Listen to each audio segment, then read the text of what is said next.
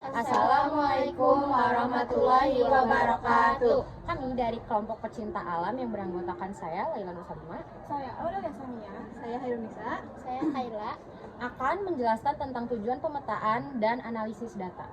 Jadi guys, di sini kita akan menjelaskan mengenai tujuan pemetaan dan analisis data. Jadi, di analisis data kita dapat melakukan 5 metode. Nah, yang pertama itu adalah memahami konteks masalah. Nah, memahami konteks masalah itu kita memahami tentang konflik yang terjadi. Terus yang kedua itu ada menganalisis dinamika konflik yang terjadi. Jadi, menganalisis dinamika konflik itu, yang dimaksud dinamika itu adalah kita memahami perubahan bentuk konflik yang terjadi. Terus yang ketiga adalah memetakan pemangku kepentingan yang terlibat. Nah, ini tuh kita tuh kayak mengetahui korban dan pelaku yang ada dalam konflik tersebut, yang terlibat dalam konflik tersebut. Terus yang keempat itu menganalisis faktor penyebabnya. Jadi kita menganalisis penyebab dari konflik tersebut, mengapa konflik tersebut bisa terjadi. Terus yang kelima adalah menganalisis pendekatan perdamaian yang memungkinkan. Jadi kita kayak mencari titik temu untuk perdamaian yang memungkinkan dalam konflik tersebut. Jadi ada 3 metode analisis konflik, yaitu yang pertama pemetaan konflik. Metode ini menyajikan gambar visual yang menunjukkan hubungan antar pihak yang terlibat konflik dan juga menggambarkan pola hubungan antar pihak, sekutu dan lawan antar pihak. Dan potensi ini interferensi pihak yang dapat dilibatkan dari antar konflik.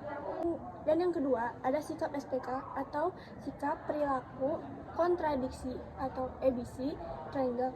Segitiga SPK dalam bahasa Inggris disebut sebagai ABC triangle atau attitude, behavior, and contradiction yang dikemukakan oleh Johann Galtung. Sikap perilaku dan kontradiksi yang berhubungan dan memengaruhi satu sama lain.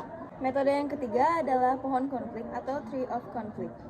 Pohon konflik membantu peneliti berpikir secara terstruktur dan terarah dalam 3 komponen utama, yaitu faktor penyebab, inti masalah, dan dampak yang ditimbulkan.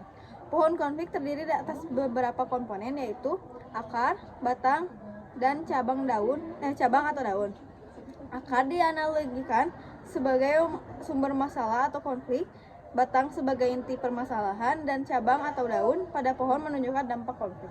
Jadi guys, tujuan dari pemetaan dan analisis data adalah untuk mengumpulkan dan memfilter informasi mengenai penyebab terjadinya konflik. Lalu menurut kami, metode analisis yang paling mudah dan efektif adalah metode analisis pohon konflik atau tree of conflict. Karena memfokuskan ke 3 hal penting, yaitu Yang pertama, akar sebagai penyebab konflik, yang kedua, batang sebagai masalah utama konflik, dan yang terakhir, cabang atau daun sebagai dampak konflik. Oke guys, sekian dari kelompok pecinta alam. Dadah!